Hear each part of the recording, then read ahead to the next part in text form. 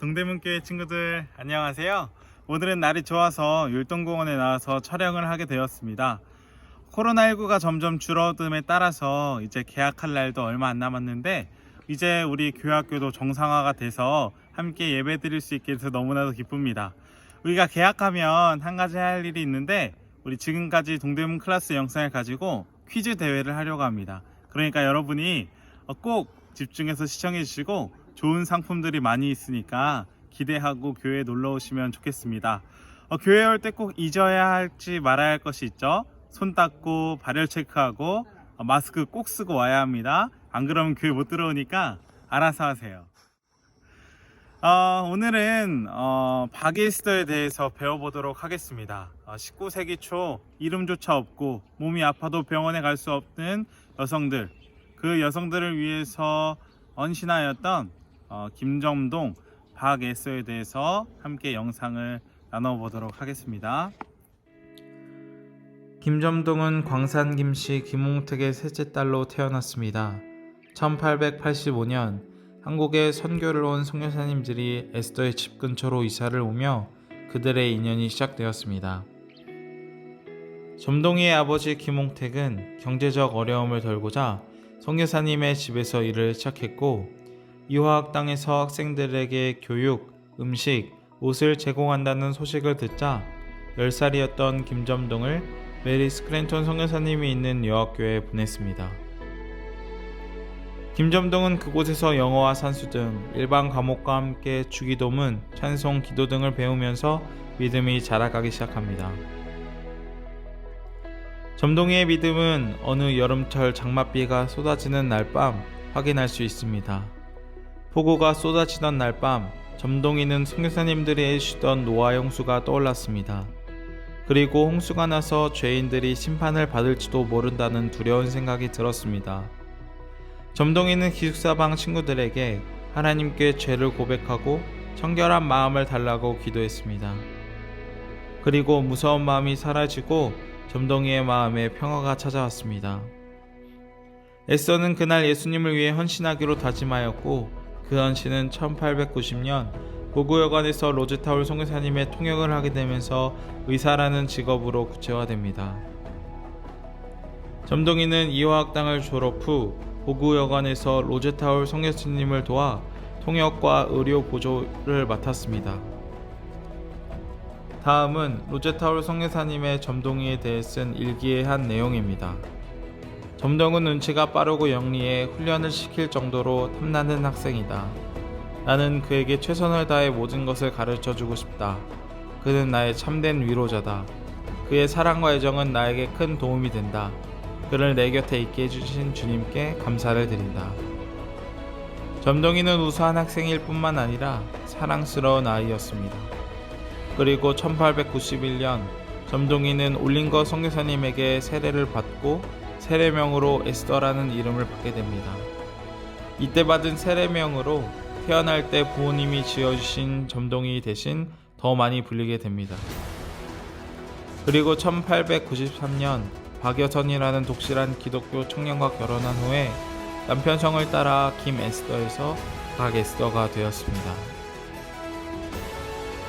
1894년 로제타 부부 선교사님과 박에스더 부부는 함께 평양으로 가서 의료 선교를 하기로 마음을 먹었습니다.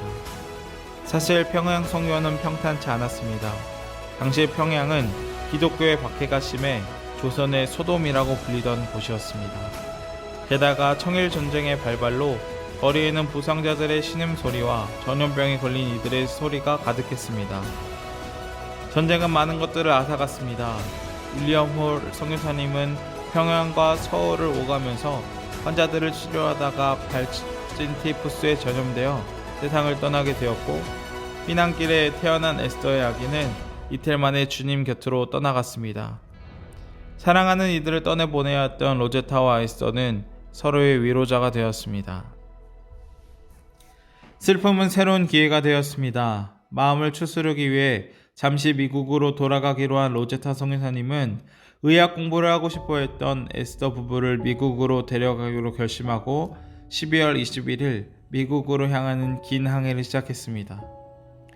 태평양을 건너고 대륙을 가로질러 미국에 마침내 도착하였고 에스더 부부는 의사가 되겠다는 꿈을 이루어 갔습니다.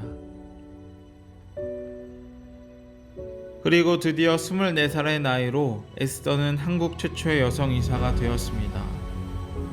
그러나 꿈꾸던 의사가 되었지만 에스더는 기쁘지만은 않았습니다. 6년 동안 노동을 하며 아내의 학비와 생활비를 뒷바라지 하던 남편이 의사 학위를 받은 지 불과 20일 전에 급성 폐결핵으로 목숨을 잃었기 때문입니다. 그 후 에스더는 미국에서 보장된 화려한 생활도 뒤로하고 한국으로 돌아왔습니다.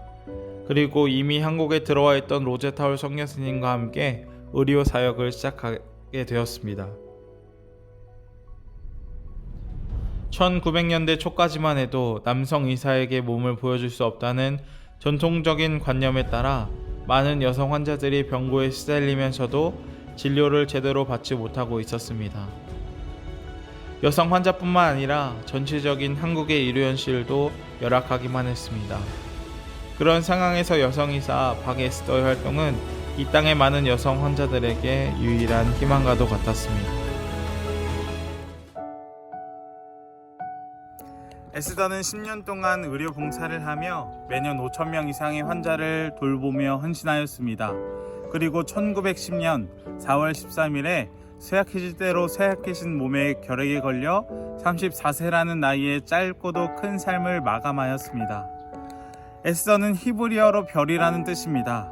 구약 성경에 보면 에스더가 죽으면 죽으리라는 각오로 이스라엘 백성을 위해 왕 앞에 나아갔던 것처럼 한국의 에스더도 아픈 사람들을 위해 죽으림을 다해 헌신하였고 어두운 조선을 밝혀주는 별과 같은 존재가 된 것입니다. 여러분, 에스더에게 심겨진 삶의 목표는 예수님의 사랑이었습니다. 사랑에서 이 땅에 내려오신 것이고 그 사랑을 실천하기 위해 자신을 희생하신 것입니다. 사랑 위에 그분을 설명할 길이 없습니다. 결국 에스더도 마지막 죽는 순간까지 사랑을 우리에게 보여준 것입니다. 지금 어두운 시대를 살고 있는 우리에게 필요한 정신이 아닐까 합니다. 우리 동대문 교회학교 친구들도 이 에스더를 보며 이 땅을 어떻게 살아갈지 생각하며 돌아보는 귀한 시간이 되기를 축복합니다.